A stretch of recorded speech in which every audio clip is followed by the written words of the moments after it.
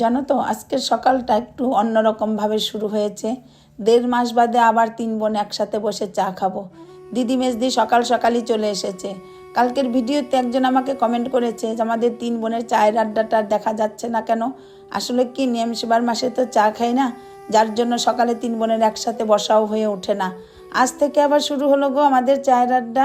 জানো আমার বড়দি যখন চা খেতে বসে ওর 1-2 বিস্কিটই হয় না, ওর 12-13খানা বিস্কিট লাগে। ও বলে মিষ্টি ছাড়া চাই তো গরম জল, বিস্কিট ছাড়া কি করে খাওয়া যায়। চা খাওয়া শেষ করে সোজা চলে গেলাম রান্নাঘরে। আজ পহেলা অগ্রহায়ণ। এই অগ্রহায়ণ মাসে নবান্ন হয়, কিন্তু আমি বিয়ে হয়ে শ্বশুর বাড়ি গিয়ে দেখি আমার শাশুড়ি মা পয়লা দিনে ভগবানকে নতুন গুড় নতুন চাল দিয়ে ছিন্নি করে দেয়, আরো নানা রকমের পিঠা তৈরি করে দেন। আসলে নবান্নটা যারা করে তাদের গোলায় নতুন ধান ওঠে, গোয়াল ভর্তি গরু থাকে, এরাই বেশি করে। কিন্তু আমাদের করার উদ্দেশ্য ভগবানকে সব রকম পিঠা তৈরি করে ভোগ দেওয়া।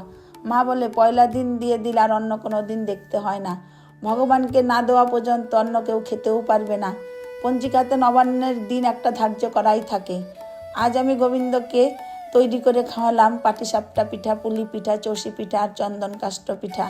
জানো তো ছোটবেলায় মাকে দেখতাম আরও অনেক ধরনের পিঠা বানাতে, সে নাম বলেও শেষ করার নয়। মা যখন পিঠাগুলি বানাতো মায়ের পাশে বসে বসে দেখতাম মা কিভাবে তৈরি করছে। আজ যতটুকুই বানাতে শিখেছি সেটা আমার মায়ের কাছ থেকেই শেখা।